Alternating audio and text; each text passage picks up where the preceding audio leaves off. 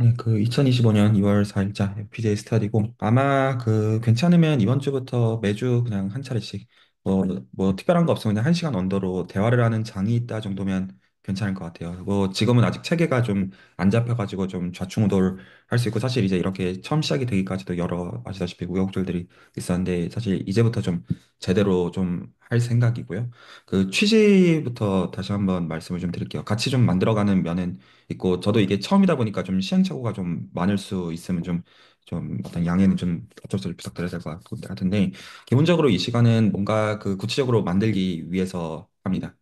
일단 기본적으로 FPGA를 토대로 해서 무언가랑 접목을 해가지고 구체적으로 뭔가를 만들어서 그게 어떤 그 실제로 어떤 수익성이 있는 어떤 시제품을 만드시는 방향이 됐든 아니면 특허나 논문이 되는 방향이 됐든 그리고 어차피 여기서 그 어떤 기간 안에 무언가를 어떤 하는 것들은 본인들이 조율하시면 되고 그리고 레코드로 남기는 얘기들이 있지만 민감한 것들은 만약에 필요하면 편집을 해드리거나 아니면 그 내부자들 선에서 적절히 공유하는 선에서 그런 것들은 걱정하지 않으셔도 되고 근데 이 시간은 기본적으로 그 한 주 중에 한 차례씩 본인들이 관심 갖는 거에 대해서 대화가 되는 사람들이랑 의사소통할 수 있는 그런 어떤 장으로서 굉장히 좀 길게 운영할 생각이라고 보시면 됩니다. 그래서 저도 지금 이것들을 하면서 그 이제 슬랙에 올려드린 거를 보셨겠지만 저도 제가 무언가를 할 생각으로서 이거를 지금 어떤 하는 과정, 하기 시작한 과정이고요.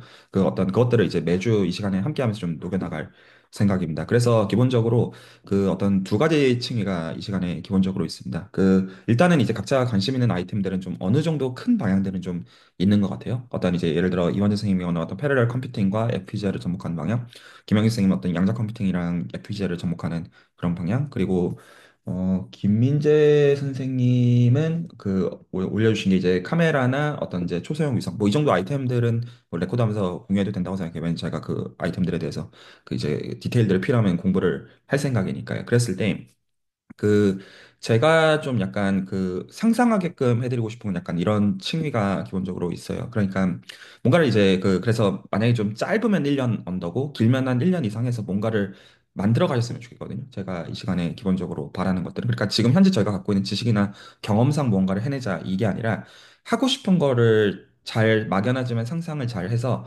그걸 위해서 우리가 어떤 것들을 그 안에서 공부해야 되고 물론 이제 FPGA랑 상관이 있는 아이템 이면 FPGA 자체만 스터디하자는 건 아니고 관련돼 있는 것들은 이 시간에 같이 공부하자인데 그리고 적어도 그 이제 수준에서 이걸 하는 게 메이크 센스한 이유는 여러분들 입장에서 수학에 있어가지고 어떤 애매한 부분들에 있어서 적어도 이제 수학적으로 전문가는 한 명 있는 상황이긴 하잖아요. 그래서 어떤 문해력들이 필요한지나 직접적으로 그걸 어떤 가려운 데를 긁어 줄 수 있는 그런 장이 있음은 어떤 괜찮은 것 같지만 그럼에도 불구하고 이제 수학과 공학을 둘 다 좀 건드리고 싶거든요. 그 수학적인 아까 이제 두 가지 층에서 이유는 이러해요. 그러니까 어쨌든 그 애들 장난으로 어떤 학부 프로젝트 하듯이 할 생각은 없어요. 모든 의미에서 이것들을 제가 지금 하고자 할 때 그러면 그 제 생각에 기본적으로 어떤 그 아웃풋 형태는 두 가지 형태로 남거든요. 문서로 남던가 시제품 형태로 남던가. 여기서 이제 문서로 남는다는 거는 특허나 논문으로 남는다는 뜻이고요. 그 시제품은 의미는 굉장히 명료하고요. 그렇죠. 그랬을 때 여기서 만약에 근데 그 시제품이 되는 건 사실 장난이 아니잖아요. 말 그대로 어떤 비용과 시간과 에너지가 들어가는 작업이고 그리고 실제로 가능하다고 다 해야 되는 것도 아니죠. 이건 많은 면에서 간을 봐야 되는 문제들이 많잖아요. 그리고 실제로 제대로 알아야 되고 시장에 대한 것들도 파악이 필요하고 여러 가지 그 실제로 하려고 하면 그 의사결정은 모든 의미에서 장난이 아니란 말입니다. 그러니까 그걸 위해서 제대로 알아가기 위한 과정으로서 어떤 논문이나 특허를 사실 저는 생각하고 있거든요. 그 선에서 멈출 수도 있다고 생각을 하고 어쨌든 그걸 하면서 제대로 알아가는 방향을 맞다고 생각을 해서 근데 그러려면 그 수학적 문해력은 제 생각에는 반드시 도움이 돼요.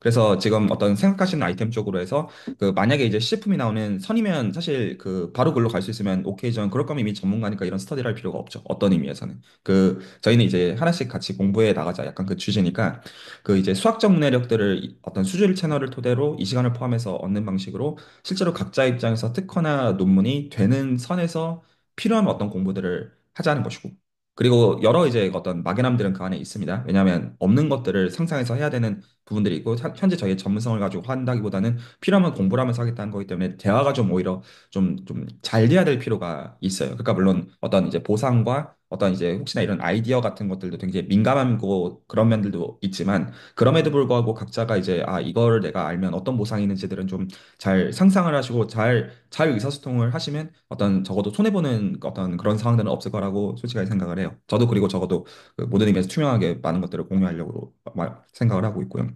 그래서 오늘은 제가 이제 두 가지 측면에 대해서 얘기를 같이 나누고 싶거든요. 일단 매주 기본적으로 1시간 언더로 진행을 하고 싶은데, 그래서 제가 그 기본적으로 생각하는 거는 아웃풋의 형태를 기본적으로 생각합니다. 그래서 각자가 어떤 관심 갖는 어떤 영역의 아웃풋들이 있고, 그 아웃풋들에 있어가지고 제가 약간 이 맥락에서 이 레코드를 보시는 분들을 포함해서 수학에 대해서 모티베이팅을 하고 싶은 거는 특허나 논문을 가지고 가려고 하는 맥락에서는 수학적 문해력은 사실은 필요하다라고 주장을 하고 싶은 거예요. 실질적으로. 그래서 일단 오늘 그 얘기들을 하는 방식으로 제가 좀 오늘 준비한 것들에 대해서 좀 약간 얘기를 좀 나누고 싶거든요.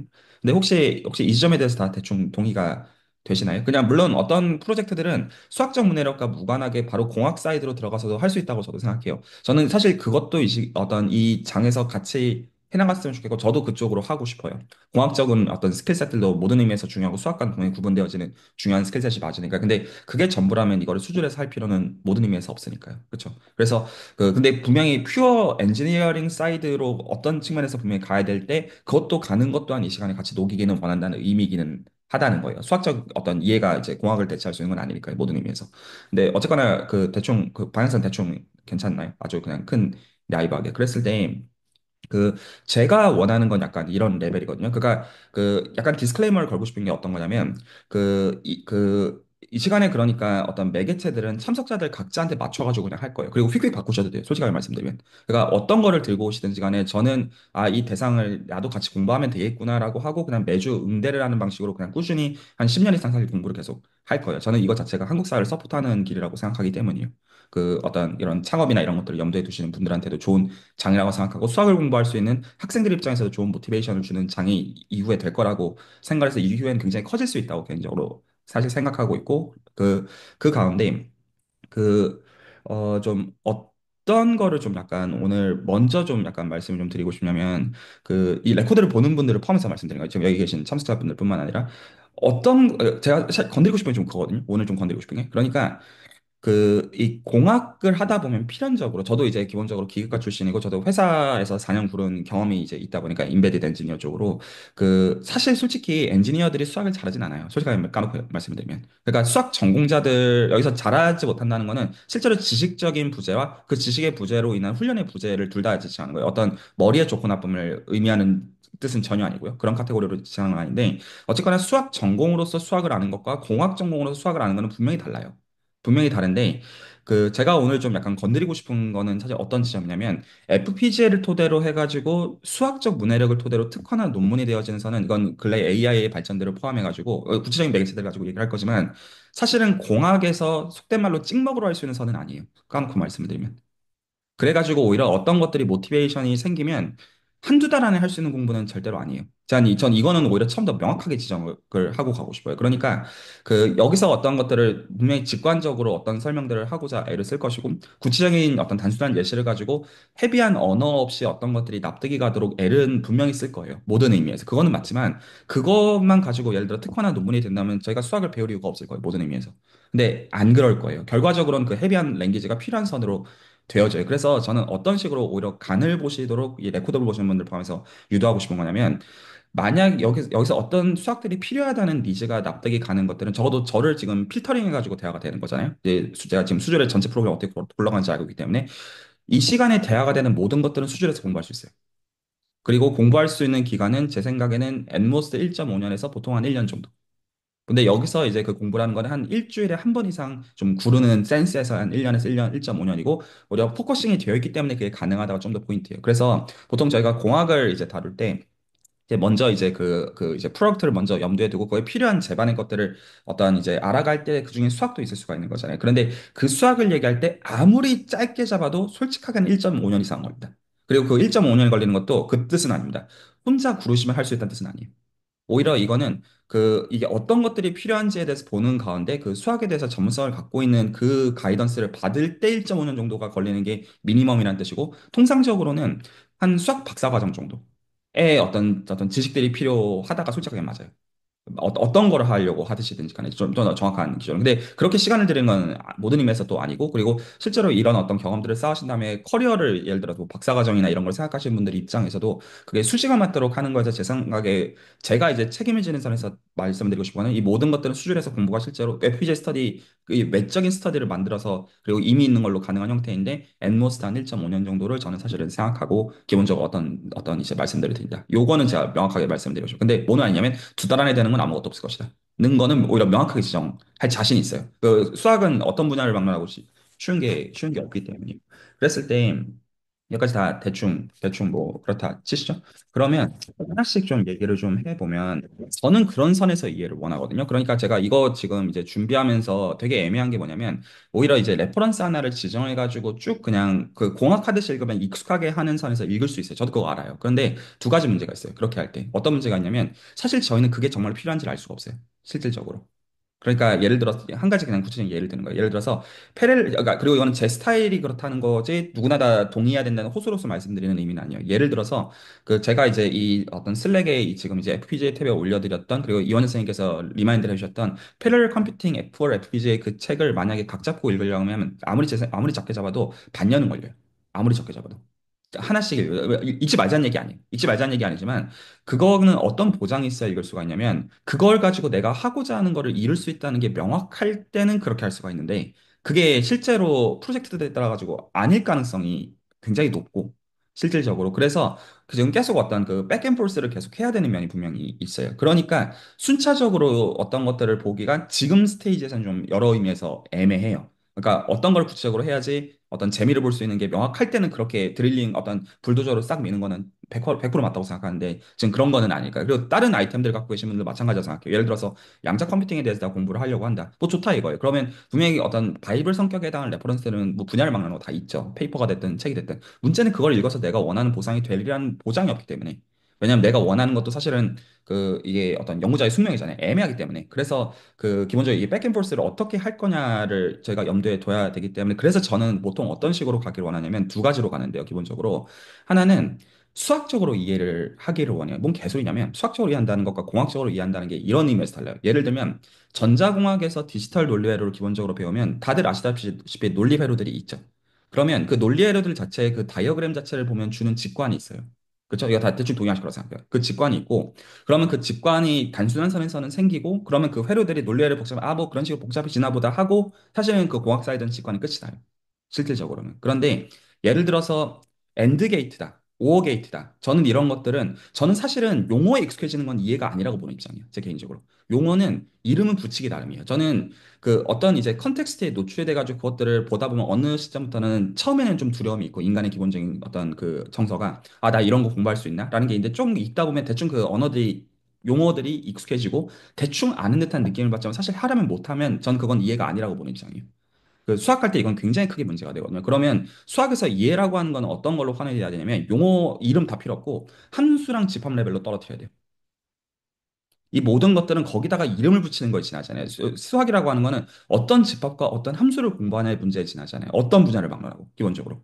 그래서 기본적으로 저는 그 분야들마다 온갖 이름들이 다 있죠. 예를 들어서 강화학습을 한다. 그럼 뭐 벨맨 오퍼레이터가 있고 뭐 온갖 이름들이 있으면 어떤 착각을 하냐면 이 어떤 용어들이 노출이 되다 보면 뭔가를 할 수 있을 것 착각하지만 실제로 모든 것들은 저는 무조건 집합과 함수 레벨에서 정확하게는 미적분학과 사형제 수학 레벨로 내리는 게 아니면 이해가 아니라고. 왜냐하면 그 선이 아니면 손으로 만지는 게 불가능하기 때문에.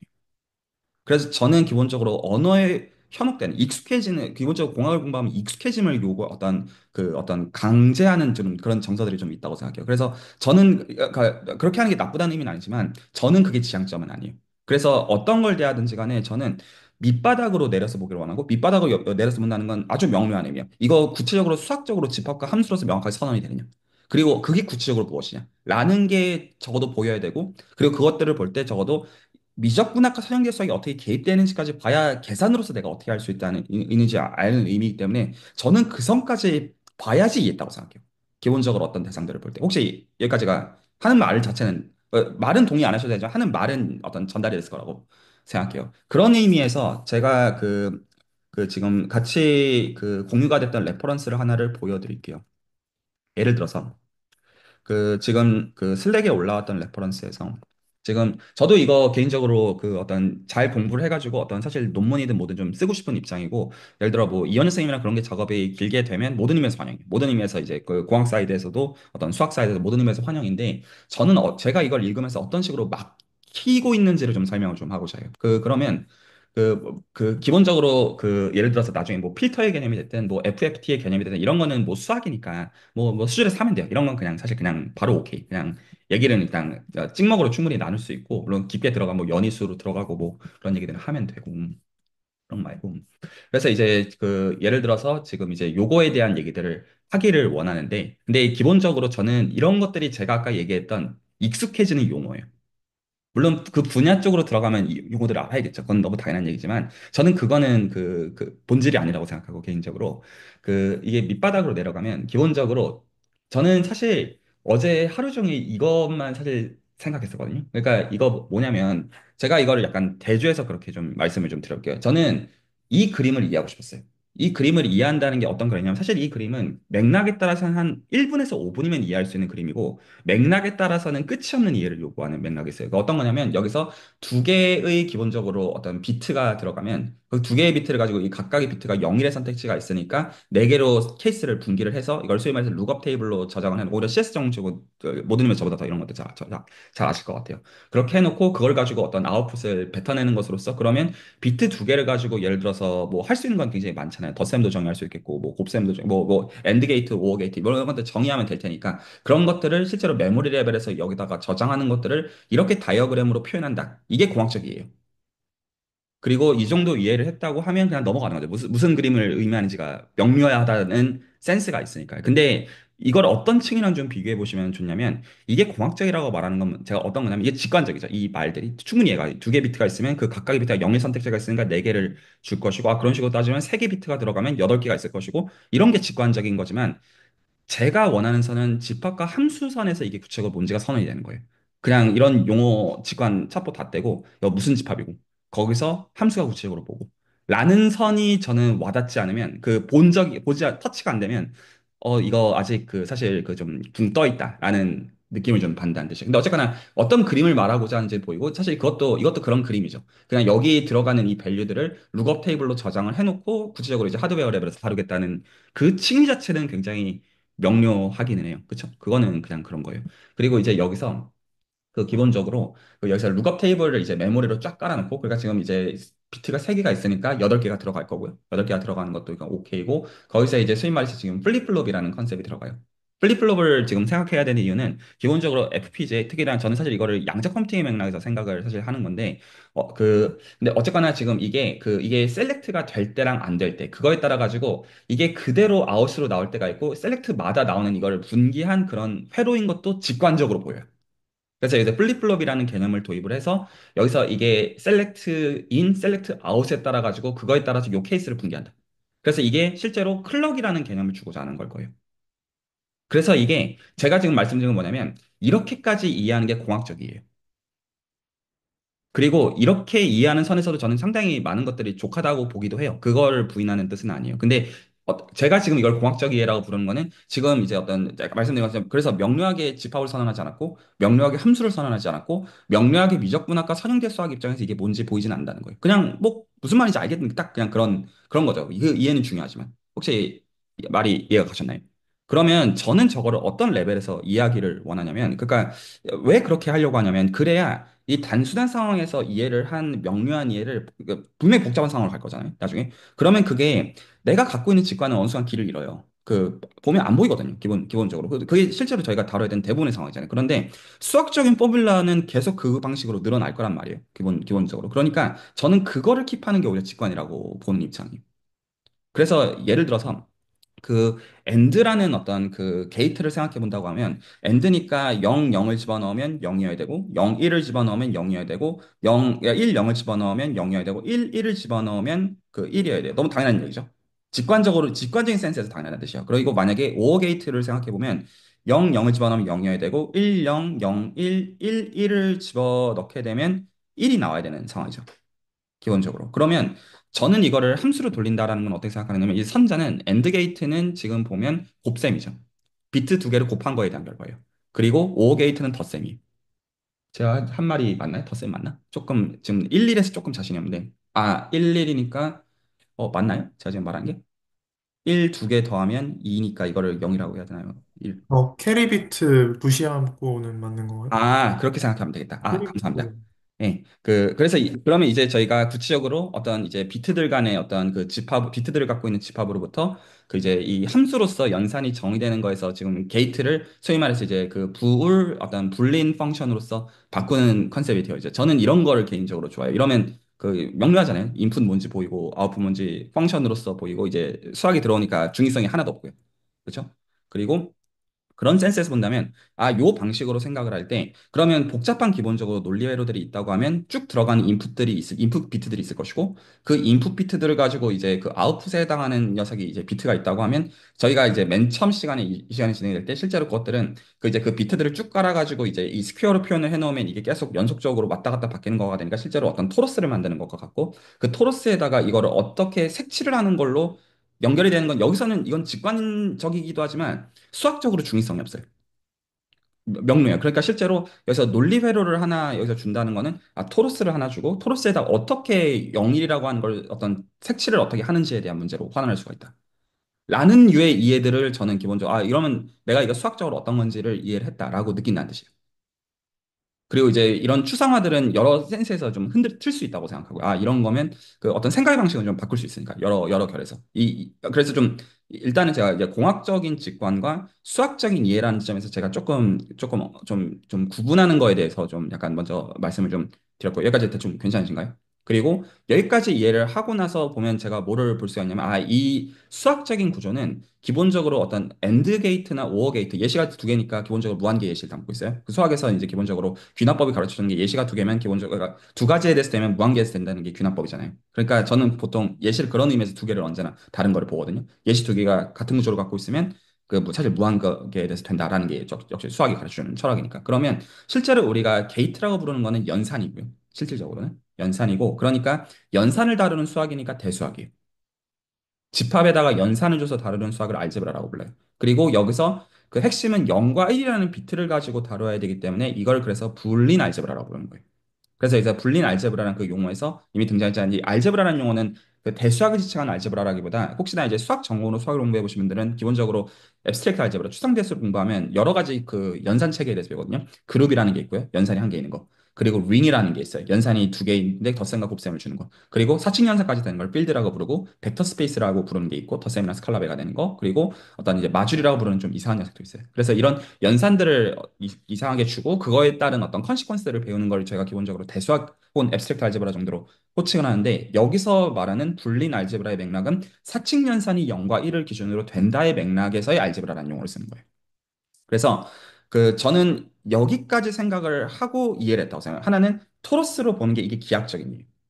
논리회로가 있다. 그럼 그 논리회로가 물론 그걸 그리는 것들은 각각의 논리회로에 의존되는 거지만 그 논리회로에 의존되어지는 그 녀석에 대응하는 토러스를 이렇게 딱 주고 카르노맵 대충 기억나죠? 카르노맵 필요하면 그거 이제 위키산에서 다시 검색해 보시면 제가 뭔 헛소리 하는지는 이해하실 거라고 생각합니다. 그래서 그거가 기하학적인 이고 근데 실제로 우리가 다룰 수 있는 사이드에서 연산 레벨에서는 그게 구조가 무엇이냐면 이게 분리 알gebra 이렇게 말하게 되면 끝이 나는 거예요.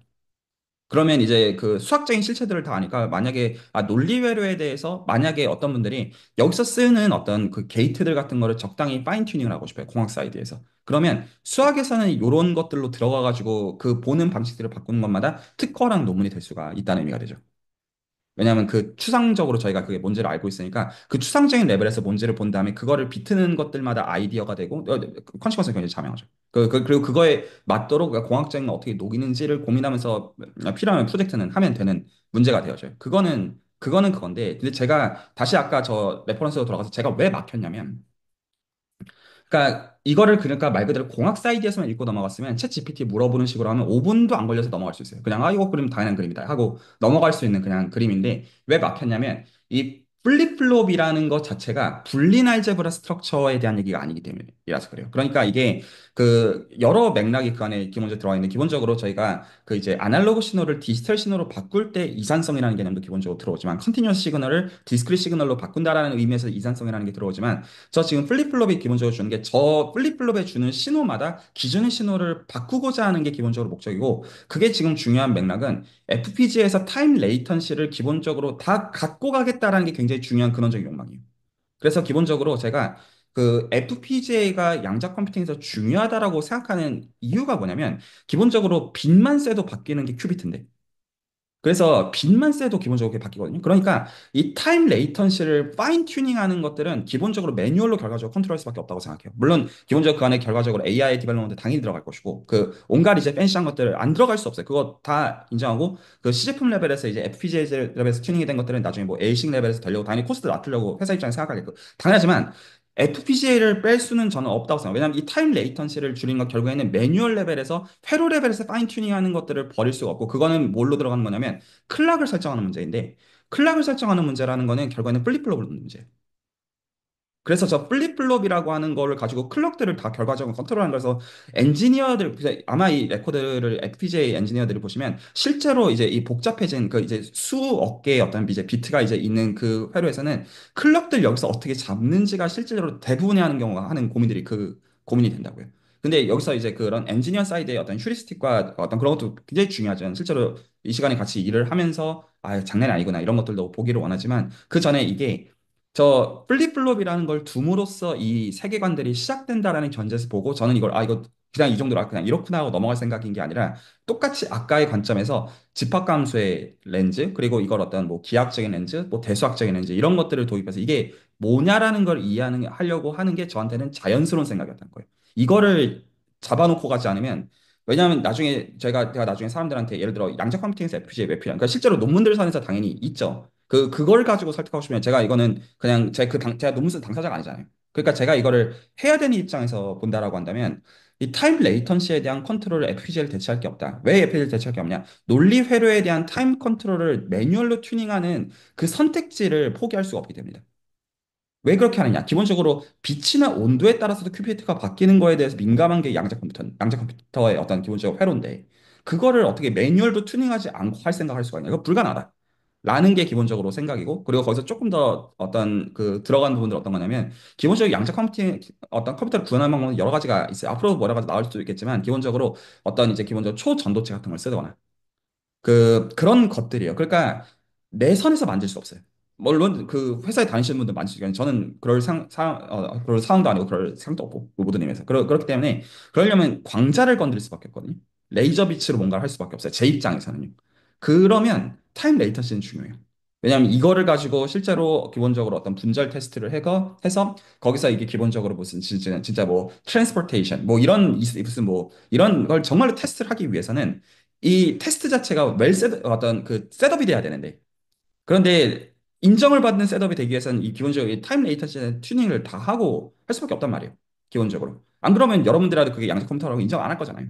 기본적으로. 그러면 그 어떤 최선의 테크놀로지가 무엇이냐고 하면 저는 그게 사실 FPGA라고 생각하고 있는 거예요. 현재 보는. 그리고 이게 아마 적어도 10년 동안은 바뀌지 않을 것이다. 가 제 계산이. 이걸 만약에 대체하는 게 있으려면 매뉴얼로 튜닝하는 것보다 나은 게 나와요. 근데 그 지금 그럴 것 같진 않아요. 그건 제가 잘 모르겠어요. 솔직히. 그 약간 딱 그 정도 센스이고 그래서 클럭이라고 하는 거를 컨트롤하는 플립플롭에 대해서 이것 수학적으로 뭐지가 저한테는 중요한 질문이었어요.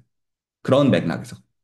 그래서 이 구조를 수학적으로 명료하게 해 놓으면 그 다음에 이 구조를 수학적으로 볼 때마다 제가 이거를 상기를 할 수도 있고 그리고 나중에 이 구조를 토대로 해가지고 실제로 프로젝트 와이즈하게 혹은 특허 와이즈하게 할 수 있는 거죠. 왜냐하면 플립플롭을 두는 게 클럭을 두는 게 중요한 맥락에 그거에 대해서 이 수학적인 이해는 모든 의미에서 쓸 수가 있는 거니까 이제 괜찮으시죠? 그런 맥락에서 이거를 보시면 이게 어떤 구조를 갖고 있냐면 오늘 얘기하고자 하는 수학 전체를 다 얘기하고자 하는 것은 아니에요. 그럼에도 제가 이제 공유해드린 레퍼런스를 보시면 전 이게 되게 재밌었어요.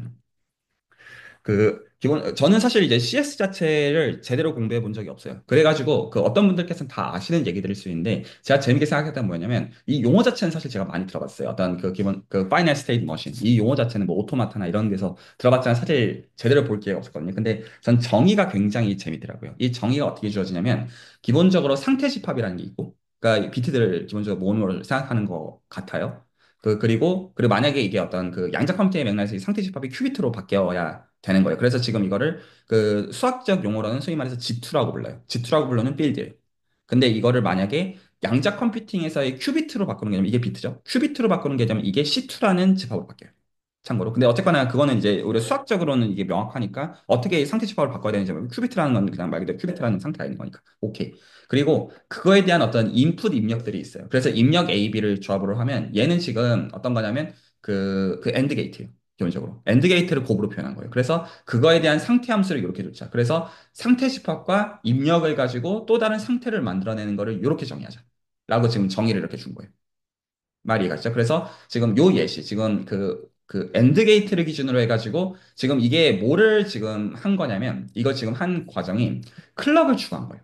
그래서 엔드 게이트에다가 클럭을 추가해주게 되면 이거를 상태 전이함수. 왜냐하면 지금 이게 시간에 따라 가지고 기본적으로 상태가 바뀔 거잖아요. 혹시 말이 이해가시죠? 그러니까 시간에 따라서 실제로 클럭이 들어가는 거에 대한 거니까 그 수학적인 구조에서는 만약에 클럭이 없는 논리 회로면 이게 부울대수예요. 아까 제가 말했던 거. 근데 클럭이 들어가면 더 이상 부울대수가 아니에요. 근데 뭘로 바뀌게 되냐면 이게 파이널 스테이트 머신이라는 개념으로 바꿔서 방금 제가 보여드렸던 Q 곱하기 시그마에서 Q로 가는 상태 전이 함수를 들고 있는 것으로서 논리 회로가 바뀌어요. 이거는 부울대수가 아니에요. 더 이상. 깨져요. 그 스트럭처. 그러면 이거에 대해서 기본적으로 얘가 어떤 구조를 갖고 있냐면 이게 이런 구조를 갖고 있어요. 그 다시 한번 제가 공유해드린 걸 보여드리면 오늘 수학 디테일 다 얘기하는 게 오늘의 목적은 적어도 아니에요. 그럼 뭐 이거 실제로 저 조건을 가지고 조사해 보면 뭐 어떤 그 그냥 케이스 바이 케이스 그냥 보면 그거는 이해가 갈 거고요. 그거는 그냥 그런 거고.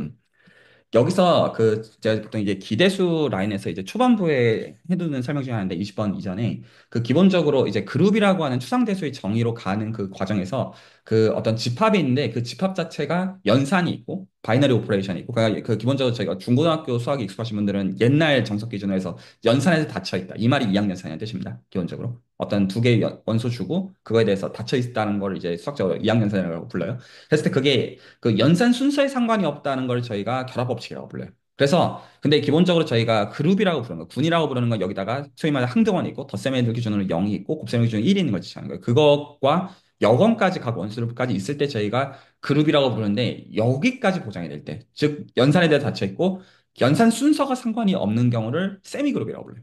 이거는 대수학적으로 그냥 통상적으로 이제 대수학을 추상대수학, 리니어 알제브라, 선행대수 말고요. 추상대수를 배우면 맨 처음에 어떤 정의를 알고 시작하는 대상 중에 하나예요. 그러면서 스쳐가는 대상 중에 하나. 이 그룹으로 가는 어떤 그 어떤 과정에서 나오는 대상이다라는 거고. 그리고 여기서 이제 파이널 세미 그룹이라는 건 어떤 거냐면 그룹 그 여기서 지금 다루는 이 세미 그룹이라는 집합 자체가 파이널 셋이라는 뜻이에요. 용어 자체가. 그래서 유한 집합이 있는데 원소가 유한계인 집합이 있는데 연산이 있고 그 연산을 기준으로 순서가 상관이 없을 때. 그때 우리가 파이널 세미 그룹이라고 부릅니다. 말 다 납득하시죠? 수학적으로는 그러해요.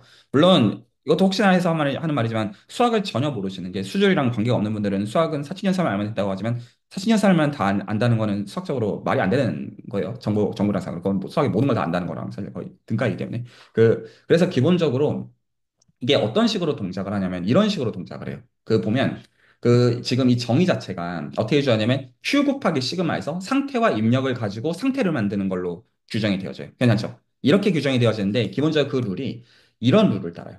이런 룰을 따라요. 실제로 이제 따져보면. 그래서 이게 어떤 룰을 만족하냐면 그 결합 법칙을 만족하는 방식이고 결국 0과 1을 가지고 다 만들어낸 거고 그 게이트들이 유한 게 있을 거잖아요. 그래서 이게 수학적인 구조로는 어떤 구조를 갖고 있냐면 파이널 세미 그룹 스트럭처를 정확하게 갖게 돼요. 그래서 정리를 하면 수학적으로는 굉장히 간결한 스테이지. 이게 공학적인 직관과 수학적 이 어떤 이제 구조에 대한 어떤 추구점이랑 차이점이에요. 공학적인 이해에서는 아 클럭 있는 것마다 클럭 들어오면 뭐 뱉어내고 아니면 그대로 홀딩하겠다. 이거는 공학 사이드에서 너무나 의미가 명료해요. 근데 이거를 그렇게만 해버리면 사실 이제 예를 들어 특허나 논문 같은 거를 하려고 하면 좀 다른 얘기예요. 말이 혹시 이해하시나요? 그건 그냥 그런 거죠. 직관적으로 그런 거고 그 뭐 할 말이 없어요. 그런데 이걸 이제 수학적인 구조로 가지고 가게 되면 클럭을 할당한다는 거는 상태전이 함수를 두어서 상태전이 함수가 갖고 있는 그 어떤 그 지금 저 입력들마다 호환되는 구조. 클럭이 들어오는 것마다 호환되는 구조를 결합법칙이라는 것으로 수학적으로 모델링해서 이거를 세미그룹이라는 구조를 도입하고 그런데 그 세미 그룹이라는 구조를 도입하는데 기본적으로 지금 우리가 갖고 있는 집합 자체를 유한 집합으로 모델링하는 게 타당하니까 그러니까 양자 컴퓨터에서 이것도 깨지는 거죠. 결과적으로. 왜냐하면 0, 1이라고 하는 걸 시트로 바꿔야 되기 때문에. 그것도 깨지는 거지만 지금 고전적인 논리 회로라는 의미에서는 이게 이제 그 파이나이트 세미 그룹이라는 걸로 모델링이 딱 되면 그러면 이제 거기까지 질문하면 끝나는 거야. 그럼 파이나이트 세미 그룹마다 그거에 대응되는 클럭이 존재하는 논리 회로가 있어? 라고 물으면 적어도 이제 그 대응이 됨으로써 끝이 나고 그리고 저희가 불린 어떤 그 이제 펑션에서 이미 보았던 것처럼 그 이미 주어져 있는 논리 회로를 어떤 지금 불린 알제브라, 불린 펑션을 가지고 표현하는 방법은 한 가지가 아니에요. 카르노 맵도 이미 그걸 가르쳐 줘요. 그러니까 이게 대응되는 것만 이제 있으면 그냥 더 할 얘기가 없는 거고 사실 수학적인 의미에서 말하면 함수가 그냥 전사이지 단사는 아니라는 뜻이에요. 이 대응자, 이 지금 두 콜렉션 간의 관계가 어떤 이제 클럭에 있는 논리 회로들의 콜렉션과 파이널 세미 그룹의 어떤 관계가 그 지금 여기서 이렇게 가는 맵이 서젝션이 존재한다는 뜻이 서티브 그러니까 온투 맵이라는 뜻이 그게 1대1 대응이 되는 거는 불가능하다는 뜻이고 그럼에도 불구하고 만약에 여기서 순수학적으로 헤비하게 들어가시는 분들은 예를 들어 뭐 범주론이나 이런 걸로 가가지고 그럼에도 불구하고 좀 더 의미 있는 얘기를 할 수 있냐라고 하면 뭐 그런 것들은 당연히 수학적인 연구들이 있겠죠. 그리고 추가할 만한 지점들이 되어지만 이 시간의 목적이 뭐 순수학으로 연구하기 위해서 이 얘기를 하고 있는 건 아니에요. 그러니까 오히려 이런 이해들 자체는 공학에서도 요긴하다라고 말하고 싶은 거죠. 그래서 정리하면 저는 그렇게까지 이해를 해놓고 그러면 이게 어떤 식으로 이해가 확장이 되어지냐면 그 제가 오늘 오히려 좀 어떤 도전을 하고 싶은 거는 그 수줄이라는 커뮤니티가 있기 때문에 만약에 여러분들이 어떤 프로젝트가 정말로 여러분들이 가치가 있다고 생각하면 그거에 대한 수학들은 한 많게는 1.5년 정도 각 잡고 배울 수가 있어요. 하면 돼요. 그리고 그거에 대한 어떤 구체적인 어떤 그 가이드는 이제 수술 채널에서 굉장히 이제 그 보편적으로 그리고 공감대를 얻는 방식으로 될 거기 때문에 그것들은 해나가시면 되는 그 기현이 있으니까 그건 그 의미로 생각하시면 돼요. 그 허들이 그렇게 혼자서 하시는 것처럼 그렇게 높지 않으실 거예요. 그거는 그건데 지금 제가 그래서 오히려 지금 비교하고 있는 게 공학적인 이해랑 수학적인 이해에 있어가지고 그게 어떻게 다른과 그 다름으로 인해 가지고 이해에 있어 어떻게 달라지느냐 이걸 얘기하는 거예요. 그러면 또 한 번 더 들어가 볼게요. 여기서 그러면 예를 들어서 그럼 아 그렇구나 FPGA에서 클럭을 놓고자 하는 맥락 때문에 그래서 그거를 구체적으로 구현하는 거가 플립플롭이다. 라고 했을 때 플립플롭이라고 했을 때 그러면 기본적으로 구성은 어떻게 되어 있냐면 그 논리 게이트들이 있고 플립플롭들이 있고 멀티플렉서가 있어요. 그런데 플립플롭을 제외하고는 이건 다 분기에 대한 거기 때문에 이것들은 다 불린 펑션 레벨에서 다 돼요. 플립플롭만 제외하고는. 그런데 여기서 플립플롭을 놓는 순간 그럼 이 구조가 이제 파이널 세미그룹 스트럭처로 바뀌어요. 기본적으로. 그러면 여기서 오히려 그러면 어디로 수학적으로 들어가냐면 그러면 지금 이게 파이널 세미그룹이라는 수학적인 구조를 주는 키는 그 클럭을 주는 키는 이제 플립플롭이라는 스트럭처잖아요. 기본적으로. 그러면 공학에서는 이걸 어떻게 배우냐면 공학에서는 이렇게 배워요. 그러면 플립플롭도 여러 가지 어떤 다른 타입들이 있어요. D 플립플롭이라고 하는 게 있고 그 JK 플립플롭이라고 하는 게 있고 그래서 아 뭐 이런 게 있다라고 하면 공학의 렌즈를 가지고 저희가 이거를 대하면 아 그렇구나 하고 넘어가요. 어떤 센스에 그렇구나 하고 넘어가면 아 이런 게 있고 나중에 뭐 일들을 하다가 필요하면 다시 그냥 갖다 쓰면 되겠지. 딱 이 정서라는 거죠. 그거 100만 맞는 정서라고 걔는 생각하고요. 공학을 할 때. 그런데 그 지금 여기서 이 파이널 세미 그룹이라는 스트럭처를 결정하는 게 플립플롭이라고 한다면 그러면 일단 여러 질문들이 생기는 거예요. 기본적으로 두 가지 질문이 생겨요. 하나는 플립플롭의 클래시피케이션. 여기서 그거는 뭐에 대응이 되는 거냐면 파이널 세미그룹의 수학적인 클래시피케이션에 대응이 되는 거예요. 그러면 파이널 세미그룹 예를 들어 집합의 카디널리티가 정해져 있다고 가정하면서 집합의 개수가 원소의 개수가 정해져 있어요. 그래서 거기다가 그 어떤 연산과 그 결합법칙까지 그 결합법칙에 만족하는 연산까지 있다고 가정합시다. 그러면 그것들에 대해서는 그 예를 들어서 연산 그 원소 4개짜리인 집합에다가 원소 4개는 말이 되죠. 비트들을 가지고 만들 수 있는 거니까 이해 제곱을 가지고 그럼 거기다가도 테이블을 가지고 실제로 다 할당할 수 있겠죠.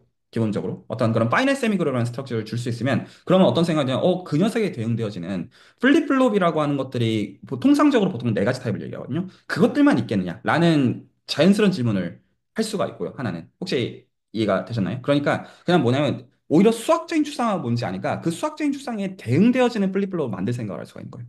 그러면 집합의 사이즈가 커지면 그러면 우리는 이거 수학적으로 파이널 세미그룹이니까 그러면 그 녀석에 대응 그 구조를 잘 반영하는 그 어떤 회로를 역으로 구성해도 되겠네. 이런 아이디어가 가능해지게 되는 거죠. 혹시 말이 이해하셨나요? 그러니까 지금은 단순한 상황을 가지고 이 어떤 논리 회로 미드 클럭을 보면 이거가 파이널 세미 그룹이 된다. 이걸로 가는 거지만 역으로 그러면 먼저 그거를 먼저 어떤 프리스크라이브를 해놓고 뭐 여러 이제 맥락에서 그거에 맞도록 회로를 구성하면 그게 파인 튜닝이라는 맥락이 될 수가 있는 거잖아요. 그러니까 이제 이런 것들을 필요하면 선택을 할 수 있다라는 거가 공학적인 직관만 가지고는 얻을 수 없는 선이에요. 혹시 말이 이해가 가시나요? 그러려면 이 파이널 세미 그룹의 어떤 분류나 이런 것들에 대해서 알아야 되니까 수학적인 어떤 문해력은 당연히 필요해지겠죠. 근데 이게 수학이 목적이라는 의미는 아니죠. 그렇다고 하더라도 혹시 말이 좀 충분히 좀 전달이 될까요? 무슨 얘기를 하는지 이렇게만 비교를 해보시면 어떤 지금 이제 그래서 말하자면 이 시간의 목적은 순수 수학으로 가고자 이 얘기를 하는 게 아닙니다. 모든 의미에서 이 시간은 실제로 어떤 이제 그 공학 사이드의 특허 및 논문과 시제품으로 가는 선을 원해요. 근데 그냥 어떤 소위 말해서 쓰레기를 양산하겠다는 뜻은 아니에요. 모든 의미에서. 그렇다고 하면 여기서 지금 이 FGLE 할 때 지금 어떤 아까 이제 레퍼런스 보셨던 것처럼 뭐 필터나 FFT나 이런 것들도 있지만 이런 이해들에 있어서 저는 요선까지 가는 선에서 대화들을 기본적으로 하고 싶다는 거예요. 그래서 여러분들이 어떤 걸 들고 오시든지 간에 제가 원하는 이해선은 그 선이에요. 그러니까 저는 용어 익숙해지는데 아무 관심이 없어요. 저는 아마 듣고 나중에 다 까먹을 거예요. 근데 다 이런 이해만 남기거든요. 나 논리회로란 뭐냐? 토로스에다 색칠하는 거, 클럭을 준다는 거냐? 아, 파이널 세미걸. 그러면 그것만 기억하면 나머지 다 까먹고, 나머지 나중에 그 맥락을 기억해야 될 때 있으면 다시 구체적인 걸 보면서 생각을 해내면 되기 때문이죠. 그래서 오늘 이제 마지막으로 좀 드리고 싶은 말씀들은 지금 제가 이제 보는 어떤 저 패럴 컴퓨터, 저 레퍼런스 계속 볼 건데, 저는 이런 맥락에서 보면서 만약에 어떤 발표하시는 분들이 없으시면 저는 계속 떠들 거거든요. 이 시간 매주 저도 이제 공부할 장이 지금 있는 거니까 어떤 얘기를 드릴 거냐면 지금 각자가 말씀하신 매개체를 이런 렌즈에서 이런 관점에서 어떤 수학이 필요하냐라는 거를 보편적인 관점에서 말씀을 오늘은 드리고 마무리할 거예요. 근데 오늘 그래서 지금 한 가지 예시는 좀 드렸고요. 그러니까 그거는 좀 혹시 공감을 가실 거라고 생각하지 다시 한번 말씀드립니다. 제가 왜 이거 좀 충분히 들여다보려고 애썼는지 혹시 이해가 되셨나요? 그냥 5분 안에 보고 그냥 5분도 안 걸리게 치울 수 있지만 이거 파이널 세미 그룹 저는 이것만 가지고 하루를 쓰기에 충분했어요. 저기서 사실 더 들어가서 이제 그 보고 거기서 특히 저 지금 그 상태 전이 함수가 떻게 될 때 논 트리비얼하게 바뀌지? 이런 것들을 저는 그런 파이널 세미 그룹 스트럭처를 가지고 보면 되잖아요. 그래서 저는 그거를 직접 봐야 이해잖아요. 그래서 그런 것들을 사실 계속 혼자 이제 보고 있었던 약간 그런 저는 그게 이해예요. 저한테 있어가지고. 자, 이제 그래서 여러분들이 말씀하신 어떤 분야들에 대해서 수학이랑 매칭시키는 말씀 좀 드리기 전에 뭐 대충 큰 그림은 FPGA 스터디가 왜 수준에서 하는지도 충분히 지금 이제 공감은 하셨을 거라고 생각해요. 이거 수준에서 해야 되는 공부라고 저는 개인적으로 생각해요. 혹시 여기까지 코멘트나 하실 얘기 있으시면 듣고.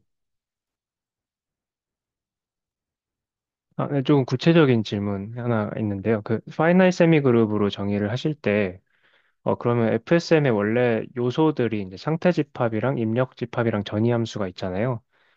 그러면 그 파이널 세미 그룹의 각 원소는 어, 상태 집합과 입력 집합의 값들로 정의가 되는 거로 생각을 하면 되는 걸까요? 상태 집합과 인력 집합으로 나올 수 있는 경우의 수들이 각각이 원소가 된다로 생각을 하면 그 방식이 될까요? 어떻게 주어지는 거냐면 요거 말고 아까 걸 다시 보여드릴게요. 사실 제가 요새 참 공부하기가 쉬운 시대라 사실 무섭기도 해요. 그냥 챗GPT 물어보면 근데 그래도 꽤 틀려요. 좀 이제 대조해 보면 계산은 좀 다 의심해야 되는 것 같아요. 근데 어쨌거나 여기서 보시면 기본적으로 이게 결합 법칙의 그 구조거든요. 이게 결합 법칙의 구조라는 얘기는 어떤 게 되냐면 지금 이렇게 받아주는 거니까 지금 받아주는 방식이 함수로서 지금 이렇게 생겨 있어요. 생긴 거 보이시죠? 그러니까 이거는 오히려 예시로 보시고 지금 이게 지금 일반적으로 상태전이 함수의 지금 정의인데 그러면 이렇게가 들어가가지고 Q의 아웃풋을 뱉어야 되잖아요. 그러면 여기 안에다가 다시 뭐를 집어넣을 수 있을 거냐면 지금 얘는 이렇게 받았지만 여기 안에다가 다시 이 델타를 집어넣을 수가 있겠죠. 안에다가. 그렇게 해가지고 얻은 꼴을 지금 이렇게 잡은 거거든요. 그 꼴이 혹시 이해가셨나요? 그래서 이렇게 먼저 해가지고 Q의 원소를 하나 뱉은 다음에 다시 그거를 그러니까 이게 지금 이게 그러니까 델타의 형태죠. 이 형태 자체가. 그거에다가 다시 Q로 얻은 걸 다시 이렇게 한 것과 먼저 지금 요 레벨, 그러니까 지금 요 레벨은 이 입력 집합 레벨에서 지금 한 거죠. 입력 집합을 해서 한 다음에 그거를 여기서 다루고 나서 이렇게 한 거가 같다라는 이 룰은 적어도 되어야 된다라는 뜻이에요. 그래서 입력들 간에 해놓고 나서 상태에다가 하는 것과 상태들이 바뀌고 온 것 가운데 입력을 하는 그것들의 컴패러빌리티가 깨지는 건 허용하지 않겠다라는 게 수학적인 욕망이라는 뜻이죠. 그래서 이게 깨지면 근본을 흔들겠다는 의미로서 그냥 받아들이는 것 같아요. 이게 수학적 모델링이 전달된 것 같아요. 네, 감사합니다. 혹시 또 다른 코멘트 더 있으면 드리고요. 이건 코멘트보다는 질문인데요. 여쭤볼 게 있는데, 이거 FSM 정의라고 돼 있는 이 부분 보면은, 클락이 있는 엔드 게이트라고 있는데, 엔드 게이트 같은 경우에는 이제 조합 논리로잖아요. 그렇기 때문에 클락이 있든 없든 똑같이 작동하는 거 아니에요? 만약에 엔드, 말씀하신 게 정확하게 맞아요. 그래서 제가 저거를 그래서 처음에 제가 그래서 본 게 엔드 게이트랑 오어 게이트를 보니까 지금 말씀하신 게 정확하게 맞아요. 그래서 다시 보여드리면 그래서 얘는 큐랑 상관이 없이 주어져요. 그래서 지금 이거를 저도 싫었던 게 상태랑 아무 네. 무관하게 그냥 정해지더라고요. 그래서 일단 엔드 게이트에서 제가 그거를 먼저 확인을 하고 그 다음에 그러면 그 다음에 봐야 되는 게 오어 게이트잖아요. 그래서 수학적으로는 덧셈이랑 곱셈부터 볼 생각하는 게 너무 당연하잖아요. 그래서 음. 그렇게 보니까 아니나 다를까 이놈도 그 오는 방식이 큐랑 상관이 없어요. 그냥 와요. 그래서 제가 여기까지 보고 나서 그 이게 너무 마음에 안 들잖아요. 그러면 이게 말은 되는데 그 말만 그 이제 만들어 놓은 거고 의미가 없다 해서 본 게 제가 이거를 슬랙에다가 올리지는 않았는데 그 JK 플립플롭 도입하면 바뀌더라고요. 그래서 지금 아, 이 예. 경우는 네, 네. 그래서 이 경우에 해당하는 것들을 이제 기술을 해보면 바뀝니다. 그러니까 구조는 이거지만 이거 이렇게 구조를 잡는 거거든요. 그럼 이때는 논트리블이 바뀌어요. 네. 어, 그리고 사실 이 경우만 있는지는 전 사실 좀 퀘스천 마크가 있어요. 보통 네 가지 타입의 플립플롭을 잡는데, 그러니까 이제 제가 이제 개인적으로 이제 갖고 있는 퀘스천 마크. 그러니까 저 찾아보면 공부하면 알 수 있는 걸 것 같기는 한데, 그 이 통상적인 네 개들만 있을 것 같지는 않아요. 그렇게 생각하는 이유는 근거는 뭐냐면, 파이널 세미 그룹은 굉장히 넓을 거기 때문에 일반적인 그룹도 많거든요. 근데 그거보다 지금 스트럭처가 나쁜 거고, 그리고 제가 이게 맞는 이해라고 보는 이유가 뭐냐면 이렇게 이해를 하는 거예요. 그러면 그 이 토로스라고 아까 우리가 클럭이 없을 때에 대한 논리 회로를 수학적으로 바라보게 되면 그게 어떤 토로스의 색채라는 거라고 제가 말씀을 드렸죠. 이게 카르노메의 관점. 근데 토로스라고 하는 거의 수학적인 정의가 무엇이냐면 수학적으로 S1 곱하기 S1이랑 위상적으로 같을 때 우리가 토로스라고 불러요. 이 말을 이해하는 것도 사실 굉장히 오래 걸려요. 그러니까 수학적 정의에서는 오히려 명료해 보이지만 위상적으로 같으면 뭐 다르다는 거야. 이런 이것들에 대한 구분하는 얘기들은 이제 그 어드밴스 수학으로 수준에서 예를 들어 리만의 복수에서나 대수학이 아름다워 이런 데서 굉장히 아주 침 튀기면서 길게 하는 얘기들이에요. 근데 어쨌거나 S1이라는 집합을 R2나 C1을 생각해 보시면 예를 들어 E2D IT의 모임이잖아요. 괜찮죠? E2D IT의 모임을 생각해 보시면 이거 그룹 구조를 갖고 있어요. 곱셈을 기준으로 연산에 대해서 닫혀 있고 결합법칙 성립하고 항등원 역은 다 있죠. 괜찮죠? S1이라고 하는 거는 그 매니폴드인 동시에 여기서 지금 매니폴드 공부하시는 분들 계시니까 매니폴드인 동시에 그룹이기 때문에 이걸 보통 리그룹이라고 불러요. LIE 그런 건방지게 그 공간인 주제에 그룹 스트럭처가 있는 거예요. 건방지게. 그런데 토로스라고 하는 건 어떤 구조를 갖고 있냐면 토로스는 S1 곱하기 S1이에요. 그 곱이에요. 그러면 각각이 따로 놀면 되잖아요. 어차피 컴포넌트 와이즈 한 거니까. 근데 S1도 그룹이고 S1도 그룹이니까 곱한 토로스도 그룹이에요. 그래서 이놈도 건방지게 공간인 주제에 얘도 그룹 스트럭처를 갖고 있고 이 그룹이라고 하는 게 고리 두 개가 그냥 도는 거죠. 하나는 고리가 이렇게 도는 거고 다른 하나는 고리가 이렇게 돌아가지고 이렇게 생각하는 거예요. 마음속으로 생각하는 방식에서. 그러면 지금 이 S1 쪽에 이 그룹은 교환도 성립하죠. 결합뿐만 아니라 이렇게 이렇게 그 연산 순서로 이렇게 하나 똑같죠. 그냥 회전시키는 거니까 단순하게. 혹시 동의가 되셨나요? 그래서 이렇게 그룹인데 교환이 되는 경우를 보통 아벨리안 그룹이라고 불러요. 아벨군 정도로 보통 호칭을 해요. 그래서 그 원래 클럭이 없는 상황에서의 논리회로라고 하는 것은 아벨리안 그룹에다가 색칠하는 문제예요. 이런 좋은 아벨리안 그룹 세팅이다. 그런데 클럭을 도입했다는 건 그거보다 지금 구조가 나빠진 거예요. 그래서 뭐는 지금 다 버린 거냐면 일단은 교환성 버린 거고 교환성 버린 거고 그러니까 지금 클럭을 도입함으로써 원래는 교환이 가능했던 공간에다가 그 어떤 색을 칠했던 문제 대신에 일단은 교환 버려야 됐고 한두 번 영까지 다 버린 구조까지 도망간 게 지금 클럭이 있는 그 어떤 논리회로라고 생각하니까 당연히 구조가 나빠질 거잖아요. 클럭이라고 하는 게 지금 구조를 지금 더 비jam하게 만드는 방식이 되니까. 그래서 수학적으로는 클래스를 더 조악하게 만드는 방식으로 가는 거니까 수학적인 이해에서도 이게 말이 되는 거예요. 그죠? 말이 납득이 가셨나요? 그리고 자, 요 관점에서 이제 보니까 디지털 회로 설계를 통상적으로 학부에서 배울 때 제가 이런 얘기들 들어본 적이 없거든요. 그러니까 보통은 논리 게이트들 주고 어떤 불린 알제브라 이 얘기들까지는 통상적인 렉처 노트에서 얘기를 하는 것 같아요. 근데 실제로 중요한 거는 클럭이잖아요. 그러면 그렇게 얘기하면 안 돼요. 이건 불린 알제브라가 아니에요. 클럭을 도입하는 순간 아니에요. 그리고 이제 그러니까 저한테 이제 필요했던 게 아까 지금 정확하게 김민재 선생님이 지적하신 것처럼 엔드 게이트나 오어 게이트 도입하니까 사실 이 어떤 클럭을 두는 게 의미가 없더라고요. 실질적으로는 그냥 뱉어줘야 돼요. 그래서 그거를 바꿔주는 플립플롭들이 존재하냐면 당연히 있는 거죠. 사실 안 그러면 안 쓸 테니까 너무나 당연한 걸로. 근데 이제 그것도 이제 파이널 세미 그러면 스트럭처에 녹을 수 있는 방식이 된다. 하면 이제 저희는 이제 이 이해는 여기나 됐죠. 여러 견에서. 오늘 한 10분 안에 얘기를 정리를 하기 위해서 보통 이 시간은 한 1시간 정도 안쪽에서 매주 이제 이런 식으로 대화를 나누면 저도 이제 매주 그냥 한 차례씩 공부하고 나눌 거거든요. 그냥 어떤 때는 하나를 깊게 볼 거고 어떨 때는 그냥 좀 넓게 볼 거고 제 맘대로 할 거고 1시간에서 1시간 반 진행하는 거는 만약 여러분들을 발표하고 싶 발표는 어떤 센스에서 하시면 되냐면 그냥 관심 있는 것들을 그냥 두수 없이 꺼내시면 돼요. 그냥 나 이런 거 관심 있고 이런 거 만들어 보고 싶다. 그 수학이 아무 상관없어요. 그냥 공학 사이드에서 말씀을 하시면 이런 식으로 대화들을 만드는 장이 있다고 생각하시면 되거든요. 제가 가져가고 하자는 거는 이 지금 경험에 노출돼 가지고 전 이것들을 이해를 하고 싶어요. 기본적으로. 저는 사실 이 시대품이나 논문이나 특허 이런 것도 제 관심사는 아니에요. 네, 이거 할 거지만 저는 이게 제가 이것들을 정말로 할 수 있는 경험들을 얻는 게 제 모든 목적이에요. 제 입장에서. 그게 진짜라고 보기 때문에. 그, 오늘 마지막으로 말씀드리고 싶은 거는 몇 가지가 아닌데 제가 슬랙에다가도 올려드렸는데요. 몇 분들의 어떤 아이템들이 있어요. 하나는 카메라 시스템에 대한 거. 카메라 시스템에 대한 게 있고, 그래서 이 카메라 시스템에 대한 거는 제가 어떤 거를 좀 보여드리고 싶냐면, 제가 이렇게 두 가지를 일부러 상이하게 얘기를 하고 싶은데, 제가 오늘 어떤 공학적 이해랑 수학적 이해를 구분해서 한 얘기인 거 다 와닿으셨죠? 공학적으로, 직관적으로 이해하는 사이다. 여러분 다 친숙하실 거라고 생각해요. 그것과 이거를 수학에서 구분해서 하는 것과 어떻게 구체적으로 다른지에 대한 거는 이해를 하셨다고 생각하는데, 예를 들어서 어떤 뭐 카메라 시스템에 대한 프로젝트를 공학 사이드에서 구현한다. 이렇게 어떤 이걸 실제로 목적으로 지금 FPGA를 쓴다. 이렇게 지금 어떤 워딩이 들어가면 수학이라고 하면 좀 약간 애한 면이 있어요. 애하게 느껴지는 어떤 느낌이 있다는 거죠. 그런데 만약에 제가 똑같은 말을 이렇게 할게요. 카메라 시스템에 쓰이는 어떤 이제 FPGA를 쓰는 거를 머신러닝이나 기계학습이랑 연결한다. 이렇게 말하면 그건 그럴 수가 있겠네. 라는 거는 그냥 오케이일 수 있다고 생각해요. 혹시 말이 이해가셨나요? 그러니까 제가 지금 단어를 수학이라는 단어랑 기계학습이라는 단어만 제시한 거예요. 단순하게. 기계학습이랑 섞는다고 하면 모든 면에서 오케이가 되실 거라고 생각해요. 뭐 그건 그럴 수가 있는 거죠. 그러면 여기서 제가 이제 올려드린 레퍼런스를 보시면 기본적으로 카메라 시스템에 쓰이는 어떤 이제 공학 사이드는 컴퓨터 비전이에요. 일면 당연하죠. 비전에 대한 걸 다뤄야 돼요. 너무나 당연한 말로. 그런데 이 비전에 대한 걸 다루는 건 뭐냐면 여기서 이제 머신러닝 쪽을 해보신 분들은 기본적으로 CNN이나 RNN을 할 때 제일 중요한 게 필터예요. 필터를 취한다는 건 실제로 뭐냐면 행렬을 뭐로 곱하냐의 문제. 차폭 다 떼고 얘기한다. 혹시 대충 동의이 되시나요? 다들 이제 그림들 CNN 체험 배우실 때 경험들은 있으시거나 직관적 경험 다 있으시나 생각합니다. 그러면 어떤 픽셀 단위로 되어져 있는 그림이 있어요.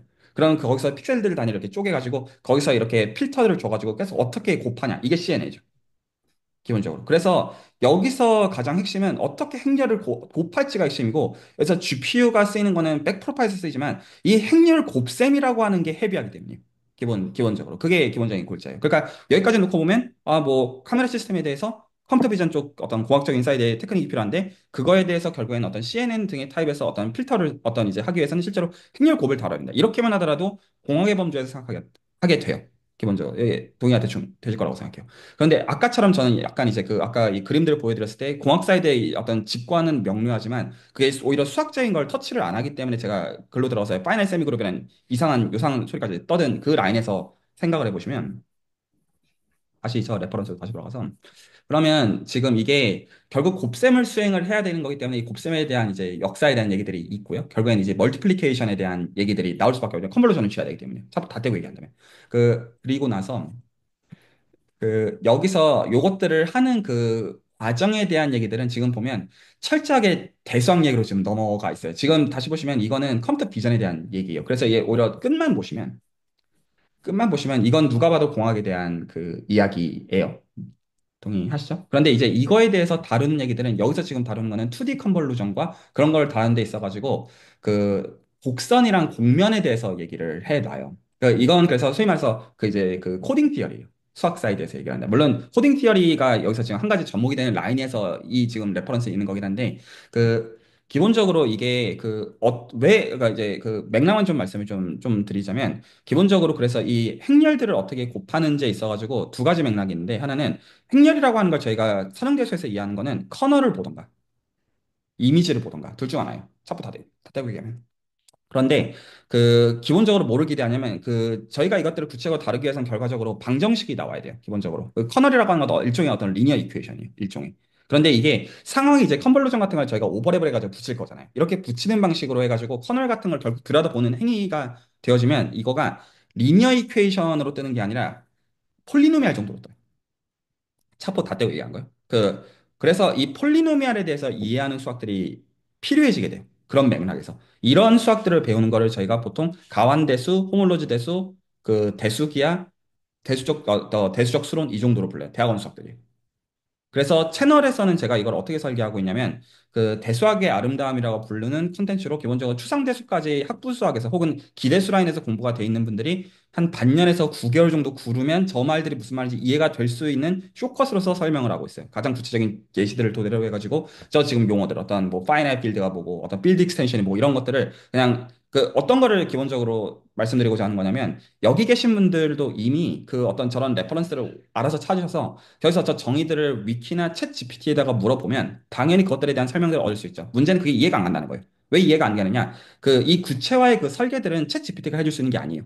그냥 이제 그 챗 GPT는 그 맥락에 맞는 설명들만 해주는 건데 수학적인 세계는 그렇지가 않거든요. 여러 결에서. 그래서 그 챗GPT를 이해가 되면 여러분들 여기 계시도 않을 거예요. 정확한 그걸로는요. 그래서 그걸 이제 이해하는 그 어떤 그런 어떤 노하우들 그런 것들은 수질 채널에 다 있어서 그냥 어떤 요절히 정리하면 컴퓨터 비전에 대해서 지금 어떤 저 보통 저 알제브릭 비전 피어리라고 부르고 예를 들어 이제 서울대 쪽에서 어떤 대수기하나 그런 걸 공부하시는 분들이 스타트업들도 한국에 갖고 계신 분들도 계세요. 기본적으로 뭐 암호학이나 어떤 이제 컴퓨터 비전이나 이런 쪽들은 대수 쪽 공부를 하시다 보면 그 자연스럽게 오히려 공학 쪽으로 눈을 돌리는 면들이 있어요. 수익이 이런 게 보이기 때문에. 그래서 그런 수학들을 얘기하는 건데 수질 입장에서는 어떻게 되냐면 어떤 기대수의 어떤 적어도 초반부 어떤 선형대수까지의 어떤 얘기랑 그리고 나서 어떤 대수학의 아름다움이죠. 보통 대학원 공부들 하시는 분들이 하시는 그런 공부들까지가 한 1.5년이에요. 그러니까 근데 그걸 공부하고 나서 이걸 해야 된다. 그 뜻은 아니지만 특허랑 어떤 논문들을 염두에 두시는 가운데 공학 사이드의 프로젝트를 하시면서 그것들을 병행해서 하는 것들은 합리적인 선일 수 있다라는 얘기는 하고 싶은 거예요. 그래서 그게 제가 한 가지로 말씀을 드리고 싶은 것이고 마지막으로 하나만 더 말씀드릴게요. 하나만 더 오늘 말씀드리고 싶고 마무리하고 싶은 게 예를 들어 위성 제어를 한다. 라고 하면 기본적으로 그 제가 이거를 오히려 이렇게 설명하고 싶어요. 수학적으로는 그러니까 이건 검색을 해보시면 되는 거기 때문에 수학적으로 이걸 보통 뭐라고 부르냐면 벨만 오퍼레이터라고 불러요. 벨만 오퍼레이터라고 부르고 이거는 뭐의 이산적인 케이스냐면 해밀턴 자코비 저 레퍼런스 제가 올려드린 것들을 이제 보셔도 되는데 벨만 이퀘이션이라고 부릅니다. 이게 그래서 기본적으로 오히려 제가 이제 여기 계신 분들은 기본적으로 기계학습 라인을 설명하는 게 훨씬 더 나아요. 그 이제 수학은 어떻게 보면 그걸 위한 어떤 보조적인 성격들로 기본적으로 대하실 거라는 전제하에서 지금 말씀을 드리는 거예요. 그러면 강학습 중요하다는 거는 이해 여지가 없으실 거예요. 그렇죠? 강학습 중요합니다. 강학습에서 결과적으로 그 업데이트하는 이제 그 방식은 벨만 오퍼레이터라는 걸 가지고 업데이트하는 거예요. 첩보 다 떼고 얘기하는 거예요. 그 첩보 다 떼고 결과적으로 벨만 오퍼레이터에서 그러니까 보상을 가지고 정책을 업데이트한다는 것은 벨만 오퍼레이터라고 불리우는 행렬을 업데이트하는 거예요. 그거를 이터레이션 하는 거예요. 기본적으로. 벨만 오퍼레이터라는 것은 어디서 오는 거냐면 해밀턴 자코비 벨만 이퀘이션이라는 데서 이거의 이산화예요.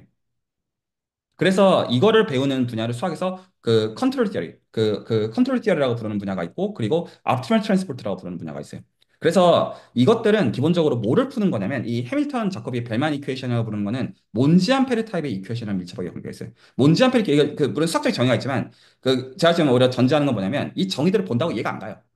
왜냐하면 이건 이미 굉장히 추상화가 되어 있는 것들이기 때문에 왜 그게 그거냐라는 거가 이해가 안 되기 때문에 제가 채널에서 이런 걸 어떻게 유도하냐면 통상적으로 수학 공부를 학부나 대학원에서는 이렇게 공부하죠. 일단은 1년, 한 학기에서 1년 정도 코스석을 하면 그래 조금 알아요. 근데 이거 아는 게 어차피 프로젝트한테 직접 도움되는 게 아니니까 보통 대학원 때 코스석 하지 말라는 얘기잖아요. 기본적으로. 그렇게 하면 안 되고 뭐를 구체적으로 봐야 되는지가 있어야 되는데 좀 단순히 정리하자면요. 해밀턴 자코비 벨만 이퀘이션이라고 하는 거는 몬지안페리 이퀘이션 타입에서부터 비롯되는데 이게 왜 비롯된다는 게 어떤 얘기인지도 한참 얘기를 해야 돼요. 근데 이거는 그 지금 채널에서는 제가 어떻게 하고 있냐면 제가 이제 확률론과 미분계하는 미적 분야를 하고 있잖아요. 그래서 이 시간의 슬로건은 다 진짜 사람들이 계산을 하도록 하는 데 있어요. 그리고 오히려 사람들이 지금 당황하는 건 뭐냐면 개념을 주는 게 아니라 계산을 시키고 헤매라고 하니까 당황을 하는 걸 참 그것도 처음부터 의도거든요. 근데 이제 거기서 지금 사람들이 지금 예를 들어 가우시안 커베이처 이런 것들을 계산하고 있어요. 왜 해야 되는지도 모르고 그냥 해요. 제가 그냥 시켜요. 그냥 깡패 논리로 그냥 일단 닥치고 해라. 이런 논리로 시켜요. 그러면 그 이거가 정확하게 해밀턴 자코비 벨만 이퀘이션의 제일 프로토타입이에요. 나중에 그거는 이 구체적인 계산을 본 다음에 보면 뭔 말인지 보여요. 그래서 이거는 개념을 먼저 설명하려면 한 1년 이상을 설명을 해야 돼요. 그러니까 그렇게 할 수가 없는 거예요. 모든 의미에서. 그러니까 일단은 이걸 가지고 왜냐하면 그 구체적인 걸 해봐야지 그걸 근거를 가지고 설명할 수가 있기 때문에.